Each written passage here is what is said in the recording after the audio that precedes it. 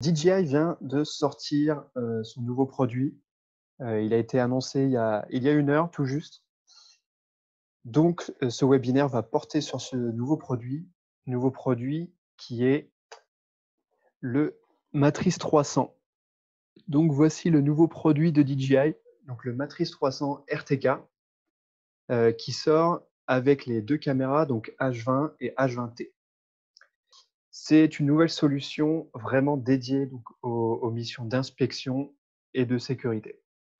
Donc il se veut un petit peu être le vaisseau amiral de la gamme Enterprise de DJI. Donc il ne vient pas du tout remplacer, le Matrice 200, c'est une version évoluée du Matrice 200.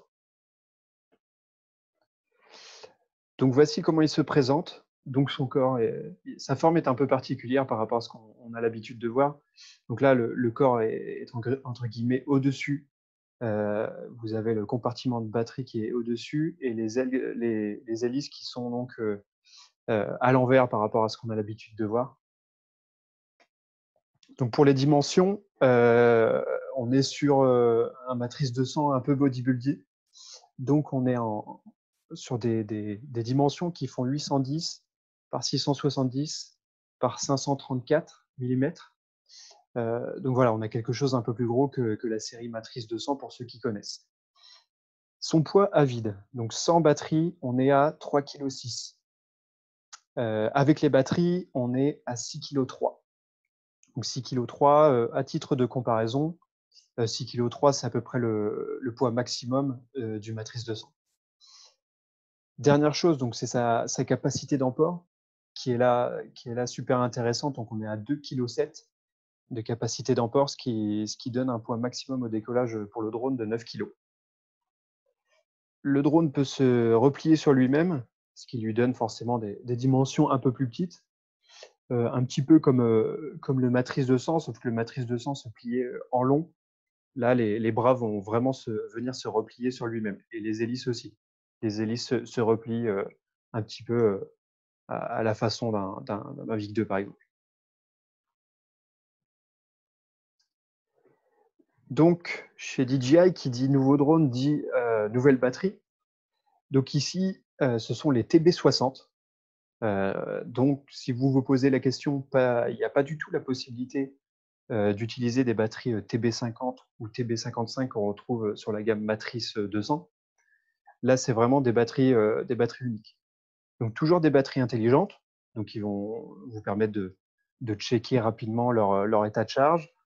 Elles vont aussi pouvoir se décharger, au bout d'un certain nombre de jours pour le stockage. Ces batteries sont, autochauffantes, c'est-à-dire que quand, vous opérez sous un seuil de température qui est de 5 °C, elles vont automatiquement se réchauffer, pour pouvoir opérer directement, quand vous les installez dans le drone. Ce sont des LiPo 12S, donc là, à contrario des TB50 ou 55 qui étaient des 6S.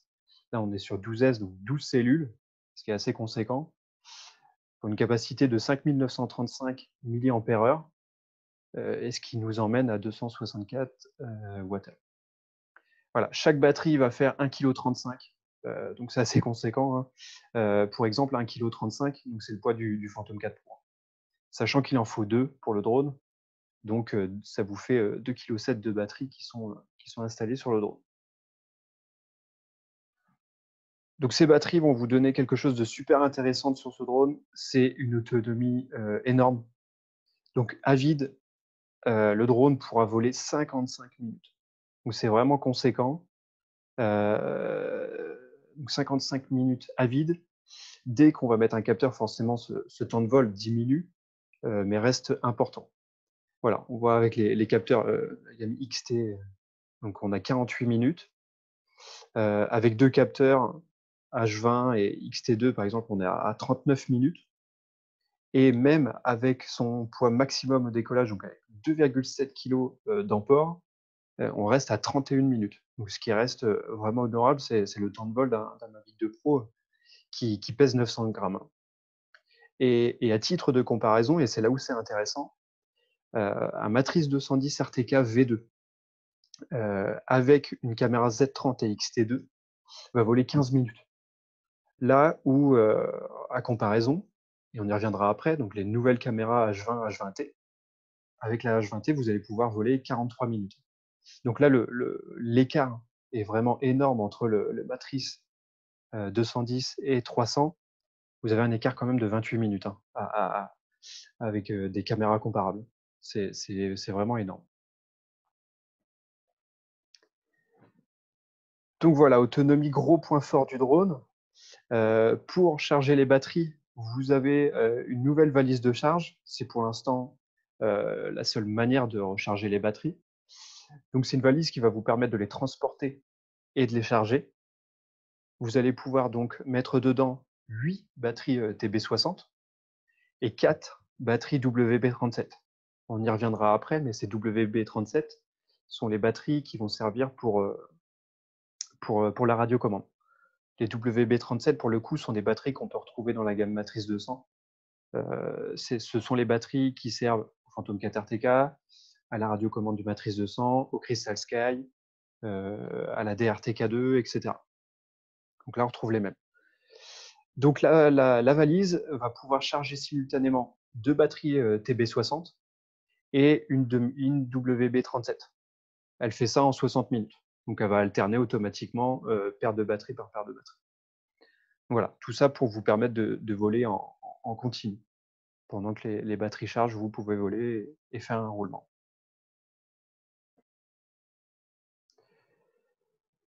Donc voilà pour l'autonomie et les batteries. Maintenant, on va voir les capacités de vol du drone. Donc on l'a vu juste avant, donc son autonomie de 55 minutes, ce qui est assez énorme. C'est un drone qui est certifié IP45. IP45, c'est une certification de résistance à différentes choses. Donc les corps solides, donc c'est le premier chiffre derrière IP, donc le 4 signifie que le drone est résistant à toutes les poussières supérieures à 1 mm. Le deuxième chiffre, le 5, c'est la résistance pour les corps liquides, donc de l'eau. Le 5 signifie que ça résiste aux projections d'eau. À titre de comparaison, la gamme Matrice 200 était IP43, donc simplement résistant à la pluie. Ici, on est résistant à la pluie et aux projections d'eau. Le drone est résistant au vent allant jusqu'à 15 mètres secondes. Donc là, pour vous donner une idée, c'est quand même des vents d'une force 7 sur l'échelle de Beaufort. C'est quand même aussi assez énorme. Toujours à titre de comparaison, le Matrice 200, lui, résistait à des vents jusqu'à 12 mètres secondes. Le drone peut opérer entre -20 et plus 50 degrés Celsius. Vous avez, avec ce drone, une portée de 8 km. Donc là, ça bat un petit peu tous les records de ce qui existait aujourd'hui. Donc 8 km avant, avec un Matrice 200, vous aviez une portée de 5 km. Et ces 8 km, on est bien dans les normes CE. La norme CE, donc c'est la norme européenne qui limite les puissances d'émission des différentes ondes. Avec les normes américaines, on peut voler jusqu'à 15 km de distance. Donc là, c'est vraiment, vraiment énorme. Vous avez sur ce drone aussi la détection d'obstacles dans les 6 directions. Donc vous avez la détection d'obstacles à l'avant, à l'arrière, sur les 2 côtés, au-dessus et en dessous. Donc là, le drone va vraiment pouvoir détecter tout autour de lui tous les obstacles. Vous avez aussi des LED d'éclairage. Donc ça, on l'avait par exemple, le Mavic. Il va pouvoir éclairer en dessous quand vous faites du vol dans des endroits assez sombres, par exemple. Enfin, le système RTK. C'est ce qu'on voit à l'arrière du drone. Vous voyez deux petites choses dépassées des hélices. Ce sont les antennes RTK qui vont vous permettre d'atteindre une précision centimétrique pour vos relevés. Donc là, ça peut fonctionner soit avec une DRTK2, qui est compatible avec du Phantom ou du Matrice, soit avec un réseau N-Trip. Donc ça, c'est quelque chose qui va parler aux topographes. Voilà un petit peu pour les capacités de vol du drone. Alors juste pour la question, rapidement, les batteries fonctionnent par paire, effectivement. On le voit sur ce slide-ci, vous avez 2 batteries dans le drone. Et pourquoi 2 batteries? Justement, la question était bienvenue. tout sur ce drone est doublé pour la redondance. Vous avez un double IMU, vous avez un double baromètre, vous avez un double compas, double récepteur GPS, double batterie. Tout ça pour que, en cas de défaillance de l'un des deux composants, l'autre puisse prendre le relais et que vous puissiez opérer en toute sécurité. Vous avez aussi un mode d'atterrissage d'urgence avec 3 moteurs. C'est-à-dire que si vous avez un moteur défaillant, les 3 moteurs restants vont pouvoir prendre le relais pour atterrir en urgence. C'est quelque chose qui était beaucoup demandé par beaucoup d'utilisateurs qui ont un quadrimoteur. C'est d'habitude quelque chose qui est un point faible. Là, ici, ils ont résolu ça en offrant donc cette possibilité d'atterrir en urgence. Vous avez, comme de plus en plus d'appareils, un récepteur ADS-B. La détection d'obstacles en 6 directions, on en a parlé juste avant. Vous avez des balises de signalisation, comme on l'avait avec la série Matrice 200. Donc, c'est un petit flash qu'on retrouve au-dessus et en dessous du drone pour pouvoir être vu jusqu'à plusieurs kilomètres. Et enfin, vous avez à l'avant du drone donc, une caméra FPV, comme on retrouve sur l'Inspire ou sur les Matrice 200, sauf que là, vous avez une vision très large de 120 degrés. À titre de comparaison, sur le Matrice 200, c'était 60 degrés. Donc là, vous allez pouvoir vraiment voir tout l'avant du drone pendant votre pilotage.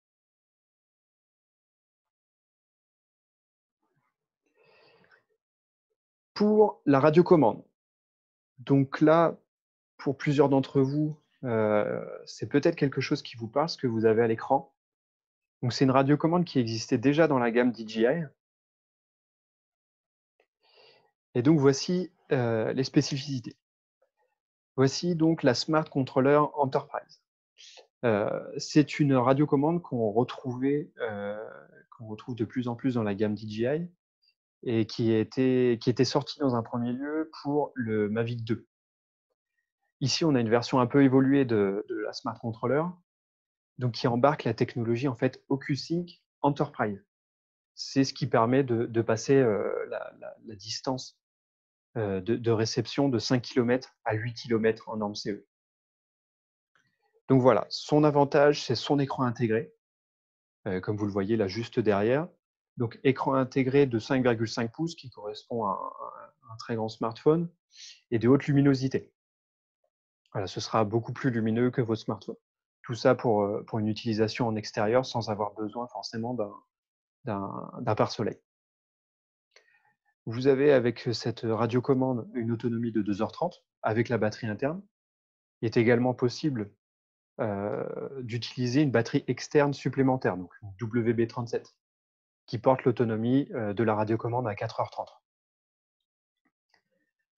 La Smart Controller embarque l'application DJI Pilot, qui était déjà utilisée avec les Matrice 200, avec les Mavic Enterprise, notamment. C'est aussi compatible avec GS Pro via un iPad. Donc, il vous sera possible, vous avez donc certes l'écran intégré, mais il vous sera possible de brancher un iPad, par exemple, pour utiliser une autre application, comme GS Pro, qui permet de faire du plan de vol pour de la photogrammétrie. C'est compatible avec FlightHub. FlightHub qui est en fait le logiciel de gestion de flotte de DJI. C'est-à-dire qu'une équipe au sol va pouvoir récupérer vos données directement via 4G depuis un bureau, par exemple. Donc, vous pourrez récupérer le flux vidéo, vous pourrez récupérer la position des télépilotes et toutes les informations de télémétrie. Et enfin, si vous avez 2 radiocommandes, il vous est possible soit d'opérer en pilote-cadreur, donc l'un va être en charge du pilotage du drone, et un deuxième, donc la deuxième radiocommande, va être en charge du cadrage des différentes caméras. Il est aussi possible, et ça c'est tout nouveau, de pouvoir changer de pilote pendant le vol. C'est-à-dire qu'un premier pilote va pouvoir envoyer le drone et dès qu'il le perd de vue, un autre télépilote va pouvoir le récupérer. Donc ça peut être super intéressant dans certaines opérations d'inspection ou de sécurité.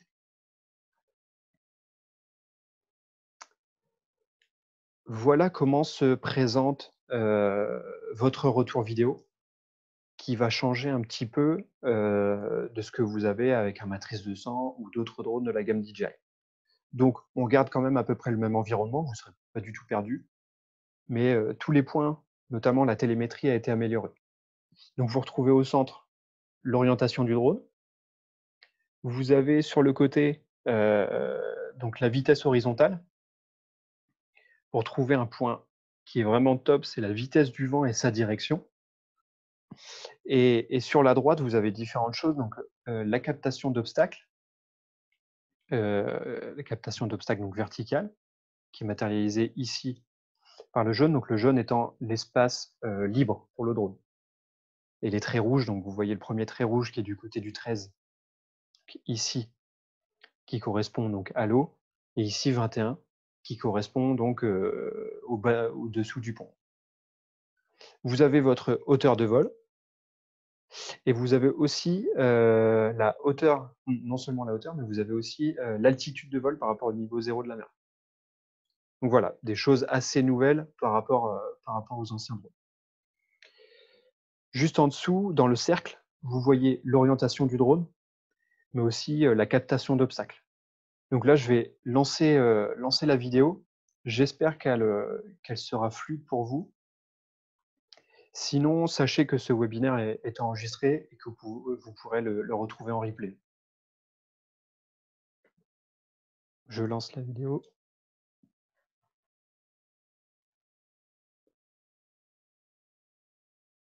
Vous voyez les obstacles qui s'affichent dans le cercle. Et donc la captation d'obstacles est paramétrable par le télépilote. Il est possible de donner une indication au drone de s'arrêter quand le drone rencontre un obstacle à partir de 10 mètres ou 5 mètres. Tout ça est paramétrable.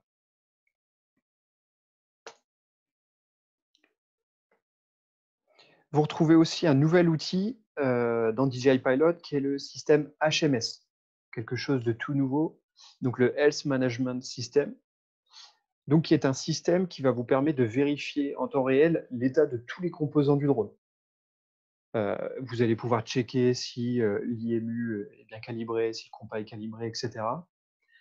De gérer vos données de vol, de gérer vos logs, et aussi tout ça va vous donner des indications sur comment faire si, par exemple, un composant est défaillant. Si l'IMU est défaillant, qu'est-ce que vous devez faire? Tout ça est disponible dans ce système HMS. Donc ça, c'est quelque chose d'assez top quand on est sur le terrain, qu'on n'a pas forcément la doc. Vous aurez toute la marche à suivre grâce à ce système HMS. Enfin, donc le Matrice 300 RTK peut embarquer donc jusqu'à 3 caméras. On avait par exemple, pour le comparer toujours au Matrice 200 ou 210 même, le 210 ne pouvait embarquer maximum que 2 caméras. Ici, vous pouvez en embarquer 3. Donc c'est compatible avec la Z30, qui est la caméra zoom de DJI, la XT2, qui est la caméra thermique de DJI, la XTS, qui est une caméra thermique, et la H20 et H20T que je vais vous présenter donc juste après, qui sont des nouvelles caméras et qui sortent donc aujourd'hui. Il sera aussi possible d'utiliser d'autres caméras de marque tierce. Voilà, il en existait pour le Matrice 210, nul doute qu'il y en aura de prochaines donc pour le Matrice 300. Donc non seulement vous pouvez embarquer toutes ces caméras, vous pouvez aussi embarquer d'autres choses, d'autres capteurs, comme un lidar.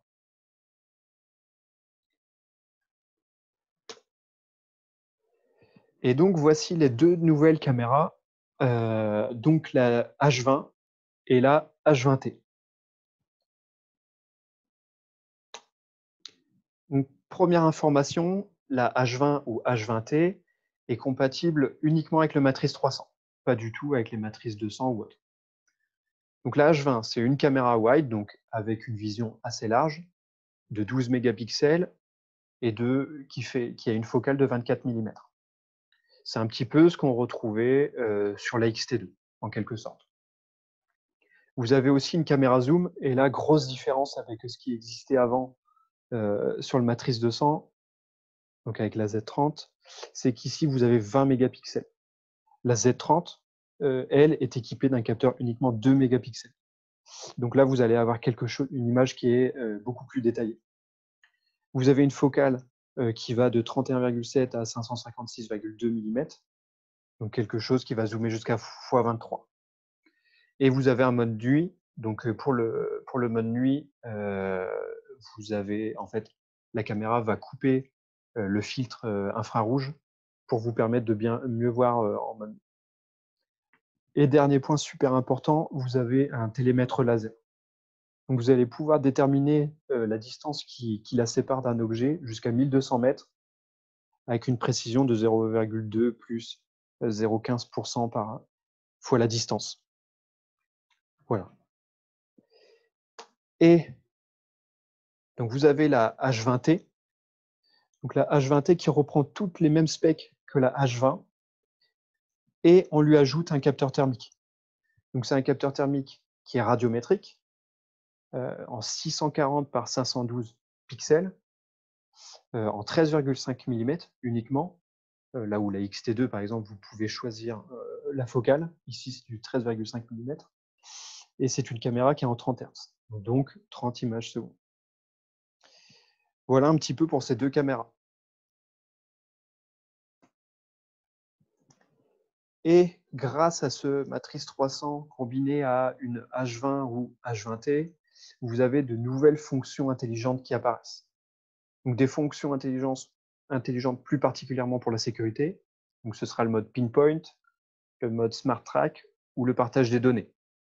Tout ça, nous y reviendrons juste après. Vous avez aussi pour l'inspection le mode waypoint 2.0, le mode AI spot check et le mode iRes grade photo.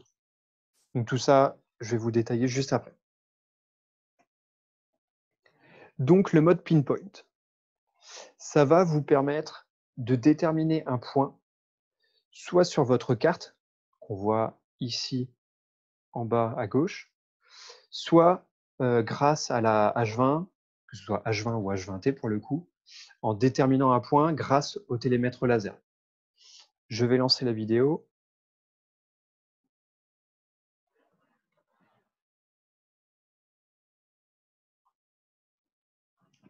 Et donc, vous voyez, donc le pinpoint qui a été déterminé, on le voit en temps réel sur votre retour vidéo.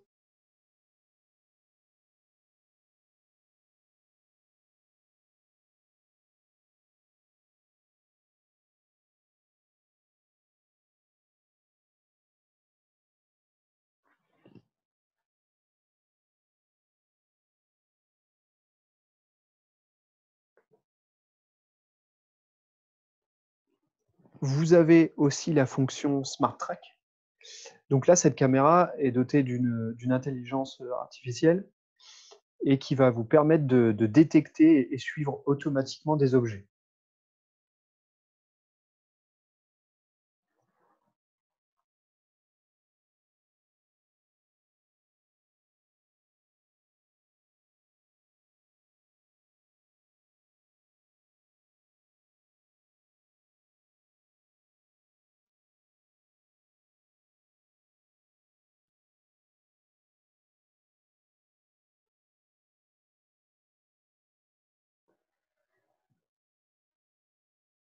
Vous avez pu voir donc, que la caméra détectait automatiquement tous les véhicules qui étaient en mouvement.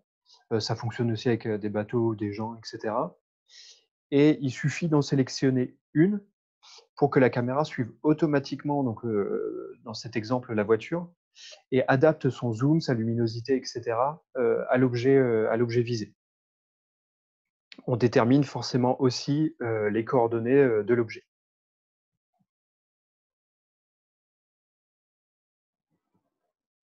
Donc les coordonnées déterminées soit par Smart Track, soit par Pinpoint peuvent ensuite être partagées ou récupérées. Donc on peut récupérer les coordonnées grâce, par exemple, grâce à l'application FlightHub. FlightHub qui va vous permettre d'échanger en direct avec vos équipes au sol. Donc ça, c'est quelque chose qui peut être super utile pour de la surveillance ou de l'inspection en déterminant des points d'intérêt sur lesquels il faudrait un peu plus se pencher.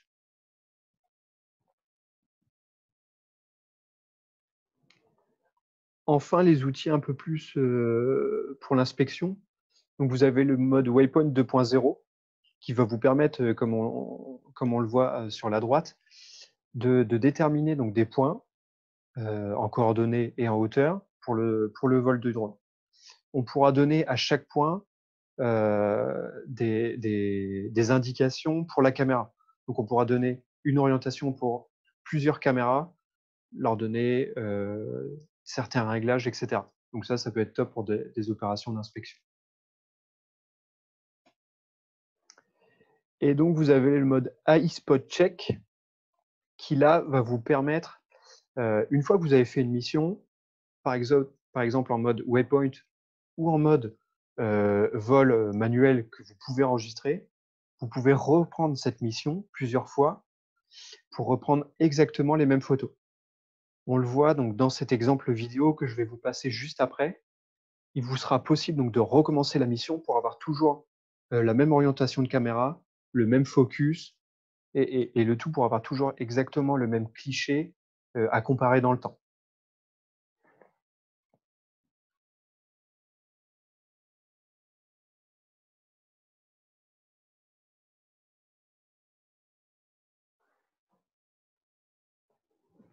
Donc voilà, vous voyez, chaque photo prise à des moments différents sera toujours cadrée de la même manière. Donc voilà pour le mode AI Spot Check.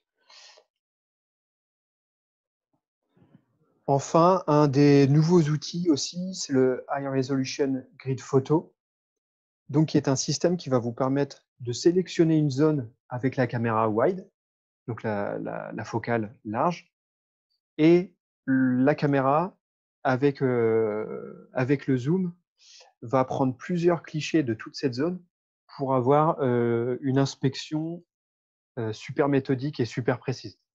Donc, je vais vous montrer ce que ça donne aussi encore une fois en vidéo.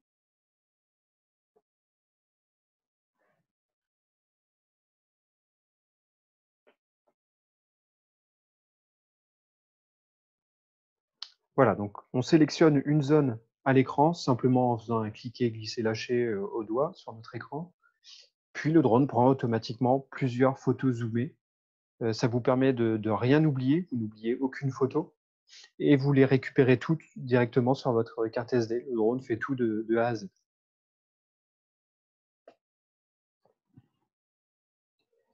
Voilà pour la présentation. Donc, juste pour précision, donc nous allons recevoir une unité de démonstration dans les jours qui viennent chez Abbot. Et forcément, nous ferons un test de tout ça en conditions réelles et on pourra vous faire un retour bien plus détaillé. Donc, je vais passer aux questions-réponses et y répondre une par une. Alors, pas de S3. Si, il sera possible de faire du S3 avec ce drone. On travaille avec la société Dronavia, qui est, me semble-t-il, qui m'écoute en ce moment. Et donc, on va développer probablement un parachute pour le S3. Cependant, pour le S3, le drone ne sera pas homologué jusqu'à 9 kg, mais à 8 kg. Ce qui lui laisse quand même une capacité d'emport de 1,7 kg. Hein. Batterie dans transport avion, pas possible. Non, ça c'est un des désavantages de cette batterie. C'était déjà le problème avec les TB55. Le transport en avion, en fait, est généralement limité à 100 Wh. Donc là, on a des batteries qui font 274 Wh. Ça va être effectivement plus compliqué pour le transport en avion. Alors, les pilotes sont compatibles Matrice 600 Pro ou c'est vraiment exclusivement Matrice 300.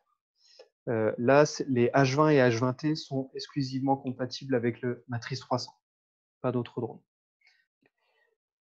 Une nacelle maxi ou deux comme le Matrice 200. Donc là, c'est 3 nacelles en même temps. Il est possible d'embarquer les 3 nacelles simultanément. Peut-on désactiver ou outrepasser les limites logicielles de vol? Zone interdite de vol, par exemple. Alors là, effectivement, le drone sera équipé de no-fly zone, comme tous les drones de DJI. Les seules personnes qui peuvent ne plus avoir de no-fly zone, ce sont les forces de l'ordre, donc pompiers et policiers. Sinon, pour un utilisateur donc d'une entreprise privée, il est possible de désactiver les no-fly zones, mais c'est au cas par cas. Après, la démarche est assez simple maintenant. Tout a été facilité. Est-il compatible avec la station DRTK2? Donc oui, le drone est compatible avec la station DRTK2 pour avoir une précision centimétrique. Connaissez-vous la taille des capteurs des caméras? Mais elles sont sur nos fiches produits, donc vous pouvez aller sur le site Abbot ou Studio Sport et vous retrouverez les tailles des capteurs.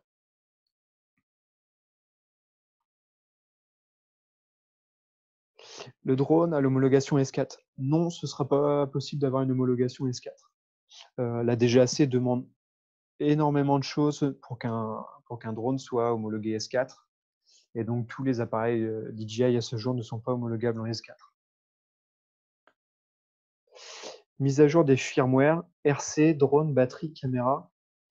Alors là, tout va se faire directement avec le système HMS que j'ai présenté pendant ce webinaire. Donc directement sur le terrain, vous pourrez faire vos mises à jour. Est-il homologué pour la nouvelle réglementation européenne? Alors là, lui, ce drone-là n'a encore aucune certification CE, ce qui ne vous empêche pas de l'utiliser dans le cadre de la mise en application de la législation européenne. Vous serez avec ce drone en catégorie Open Limité, comme tous les drones du marché actuellement, et vous pourrez opérer la catégorie spécifique en S2 et S3 encore pendant quelques années. Donc pour un professionnel, l'utilisation d'un drone comme celui-ci ne va pas beaucoup changer avec la nouvelle législation européenne. Homologué d'origine en S2, ça non. Aujourd'hui, aucun drone ne peut être homologué d'origine en S2. Il va falloir installer une coupure moteur. Et ça, quel que soit le poids du drone. Hein. Si vous avez un Mavic Mini en S2, vous serez obligé d'avoir une coupure moteur. La X5S de l'Inspire 2 est-elle compatible avec le Matrice 210 et le Matrice 300? La X5S est compatible avec la série Matrice 200, mais par contre n'est pas compatible avec le Matrice 300. Le Matrice 300 ne sera compatible qu'avec les caméras qui embarquent sa propre carte SD. La X5S, elle, nécessite qu'il y ait une carte SD sur le drone pour pouvoir enregistrer les photos. Donc ni X4S, ni X5S, ni X7 sur le Matrice 300. Possibilité d'avoir la radio identique au Matrice 200 et Crystal Scale. Malheureusement, non, en tout cas pas pour l'instant, tout simplement parce que le système de transmission est différent. Ici, on est sur de l'OcuSync Enterprise. Là, on était avec de l'OcuSync 2.0 avec le Matrice 200 V2. Matrice 300 adapté pour de la photogrammétrie. Faut-il préférer le Phantom 4 RTK? Aujourd'hui, le Matrice 300 n'a pas été développé du tout pour la photogrammétrie. Il y a des capteurs qui sont développés par des marques tierces pour embarquer des caméras vraiment dédiées à la photogrammétrie. Mais là, il faudra mieux privilégier un Phantom 4 RTK. Confirmes-tu la prise HDMI sur le Smart Controller? Oui, il y a bien une sortie HDMI sur le Smart Controller, ce qui vous permet, si vous trouvez l'écran trop petit, de mettre un autre écran plus grand. Y a-t-il des améliorations sur le vol en intérieur? Là, oui, il y a des améliorations, tout simplement parce que il y a la captation d'obstacles dans les 6 directions, au-dessus, en dessous et sur les côtés. Non seulement ça, mais en plus, les capteurs d'obstacles sont plus évolués que ce qu'on retrouvait avec le Matrice 200.